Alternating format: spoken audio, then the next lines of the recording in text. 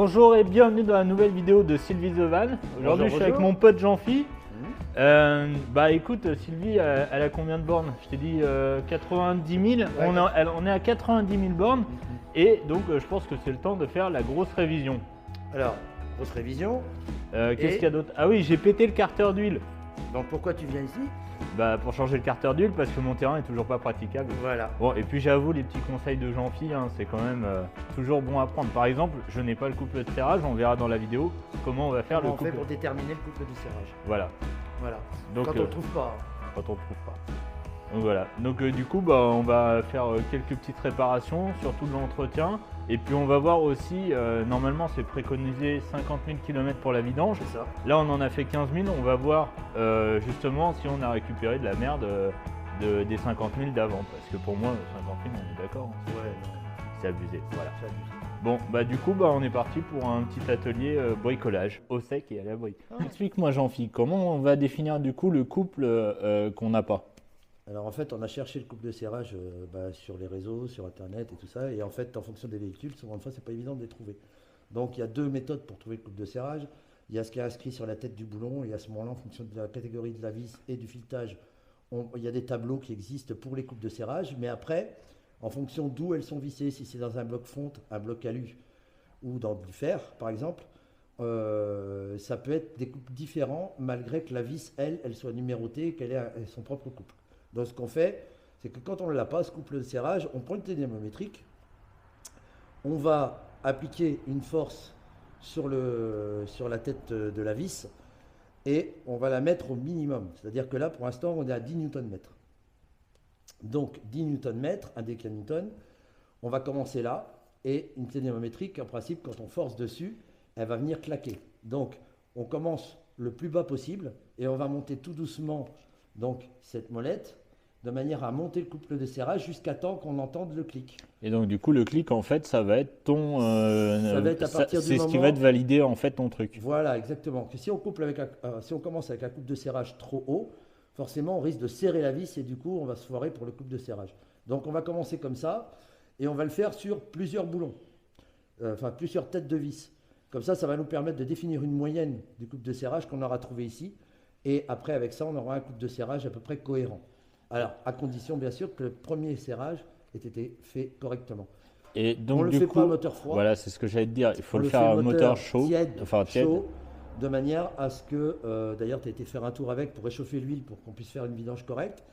Et ça va permettre comme ça d'avoir un réglage moyen du couple de serrage de chaque vis. Donc, on va commencer. Tu vois? Ouais. Là. Ah ouais, je vois. Là, on y est. Ok. Là, on y est. Donc pour ceux qui voudraient changer un carter sur un Ducato, le couple il est combien? Pour l'instant, on est à 22,5. 22,5. Là, on est entre 20 et 25. On est à... Attends, 22,5. On est à 23 là. Je vais me mettre à... Donc on est bien au-dessus de ce qu'on avait eu. Ouais. C'est pour ça que c'est très important. Donc là, je vais me remettre à 22,5. Voilà. Donc là, ici, on a le 8 mètres, 22,5 avec le 0. On est pile poil à 22,5. D'accord. Voilà. Et on va refaire ça sur d'autres vis. Parce que là, en fait, elle a bougé un petit peu quand elle est montée. Donc on fait ça sur une autre. En sachant qu'avec l'encrassement sur un carter en alu, ça peut aussi bloquer la vis. D'accord. Là, tu vois, 22,5, on claque. D'accord. Donc là, je vais remonter. Elles sont quand même balèzes, les vis. Hein. C'est du 13. Donc c'est du 8 de diamètre. Ok. 8 avec 40 de long à peu près. Ok. Tu vois, là, je monte. Ok. Tu vois, celle-ci, elle est un peu plus serrée. D'accord. Tant que la douille ne bouge pas, c'est-à-dire que tant que la tête de vis ne dépasse pas, on peut monter. C'est-à-dire que là, vous voyez pas, mais je suis en train de monter à chaque fois. Voilà, je monte un petit peu. Voilà, là, elle commence à bouger, tu vois. Ok. Légèrement là, tu vois, regarde. Voilà, tu vois, là, elle a bougé. Okay. Donc là, je redesserre un petit peu, et là, on est à 25. Ouais, et il faut pas y aller comme une brute, hein, on est d'accord. Ah bah, il faut descendre à chaque fois. Donc là, on va voir là, ici. On descend à chaque fois le couple de serrage. Donc c'est ça, la ligne noire. On va descendre, on recommence à 20. On reprend une autre vis, et on continue jusqu'au clic. Okay. Voilà, et on serre un petit peu à chaque fois, jusqu'à temps de déterminer.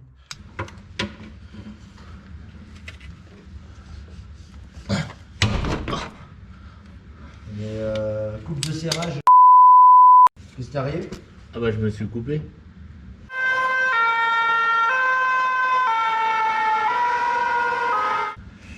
Beaucoup? Ça pisse pas encore le sang. Sauf que là, je me suis... Toi, je t'avais dit, je voulais le faire. À chaque fois, tu te fais mal, toi. Bon, il fait combien ton bidon? 10. Il fait 10 litres. Bon, j'espère qu'on va pas en foutre partout, parce que ça, je déteste ça. Mais tu veux pas une canne pour rehausser? Ça aurait été bien, ouais. Bon bah, j'ai oublié la clé à filtre. Non. C'est connerie. Je te jure que c'est pas une connerie. J'adore quand un plomb se déroule sans accroc. Ouais, ça s'appelle du bricolage. En fait, vous avez choisi ce métier pour rester allongé. En fait. Ouais, c'est ça. En fait, quand on veut rester au lit le matin, bah tu fais une vidange.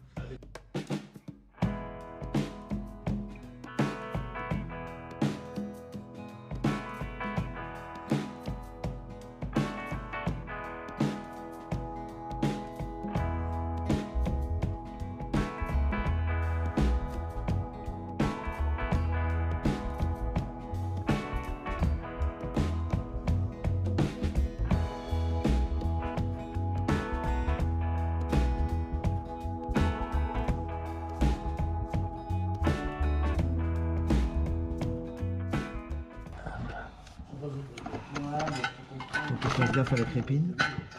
Ouais. Bon, enlèvement du carter. C'est un beau bébé. Alors ça se passe comment en dessous? Bah écoute, la crépine n'est pas sale du tout. Ça c'est plutôt une bonne news.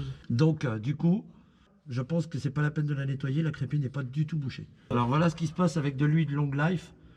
C'est qu'on a des dépôts, qu'on voit là sur C'est le dépôt noir là? Le dépôt noir. Attends. Et ça, c'est la long life. D'accord. Mais je m'attendais vraiment à pire, tu vois. Non, non, et en fait, il n'y a pas, tu vois, spécialement de fuite. Et il y avait là. Il y avait un peu un souhaitement, mais on a un doute par rapport au filtre à huile. C'est-à-dire que si le filtre à huile a été fait ici et mal nettoyé, à mon avis, c'est plus ça. Ouais. En fait, là, le démontage, c'était surtout le changement du carter par rapport à l'état de corrosion, en fait.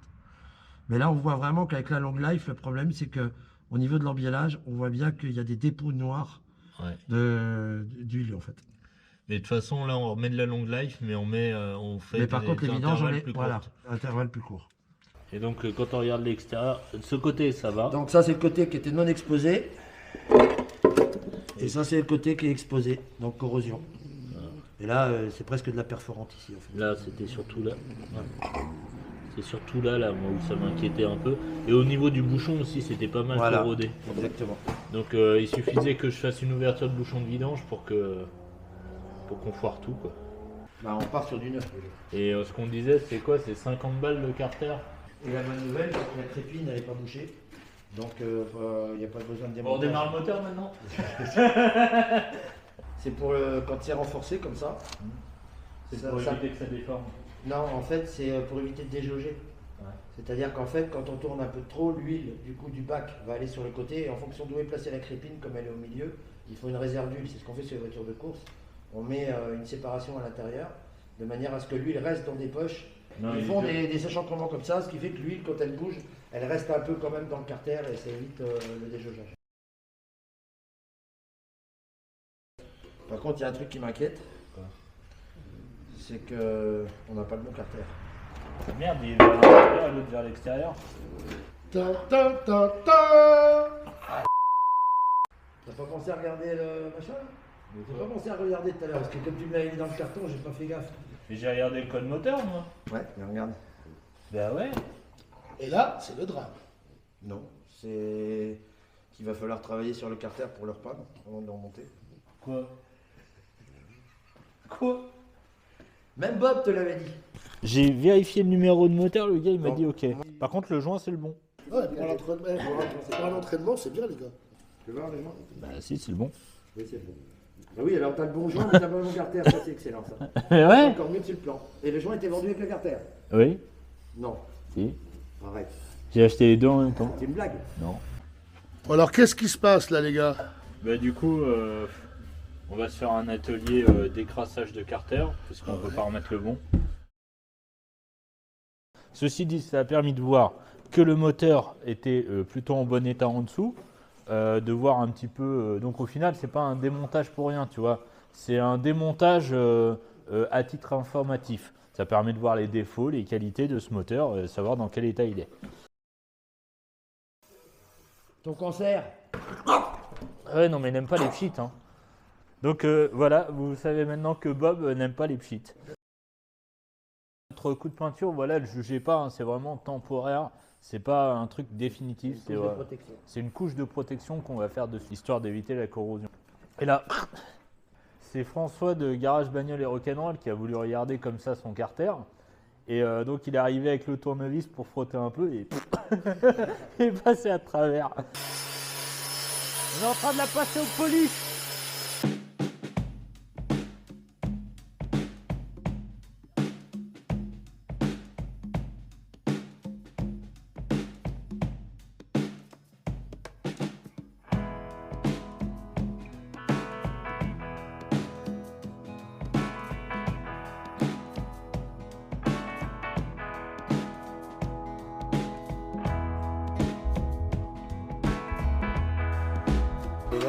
Alors du coup, explique-nous Jean-Philippe, qu'est-ce qu'on va faire?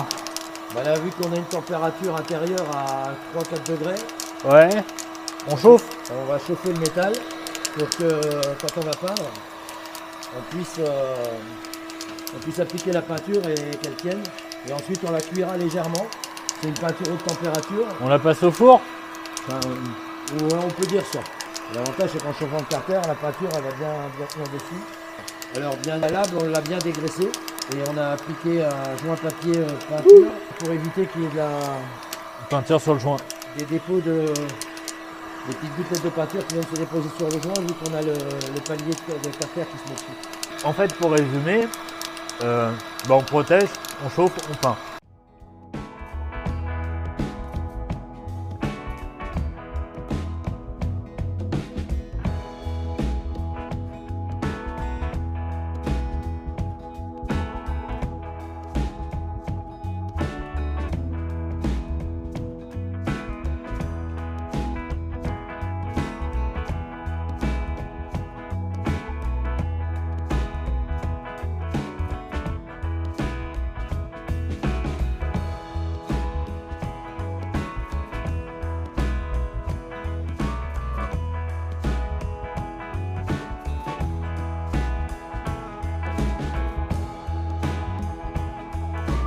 Bon, j'allais dire Eric, tellement l'habitude. C'est ça le problème. Bon, alors conclusion, on n'a pas pu changer de carter parce que c'était pas le bon. Par contre, du coup, on a restauré l'ancien carter qui au final était juste en rouille de surface. Voilà, c'est ça. Mais du coup, on a fait du préventif. Donc en fait, on a tout gratté, on a protégé, on a repeint le carter, on a nettoyé les plans de joint et on a recollé le carter en s'assurant qu'il n'y avait pas de perforation. Donc en fin de compte, quelque chose de banal. Fallait juste faire attention au serrage au niveau du couplage. Du couple de serrage. Du couple de serrage, pardon. Voilà. Au final, c'est de la patience et de la bonne humeur. Une petite vidéo assez cool, assez courte. Et puis ensuite, ça nous a permis aussi de contrôler ton bas moteur. Voilà, le bas moteur auquel j'étais un peu inquiet avec l'huile Long Life, qui pour moi ne fait pas clairement les 50 000 bornes.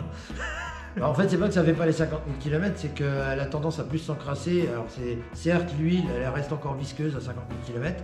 Le problème, c'est que l'encrassement, il se dépousse plus. Si on veut faire du zèle, on dirait que la Long Life, il faut la mettre, mais à la place de les faire à 50 000, vous les faites à 20 ou 25 000 km. Ouais, moi je suis encore plus parano, je fais 15 000 et 1 an. Bon bah voilà, maintenant que j'ai renvoyé Jean-Phi et que Eric tient la caméra, bah du coup je me retrouve tout seul, il n'y a même pas Bob. Bob! Ah, bah même lui il m'a abandonné, tu vois. Bon bah je vous dis à très bientôt et puis je me casse. Ah merde, c'est pas là, elle est sortie.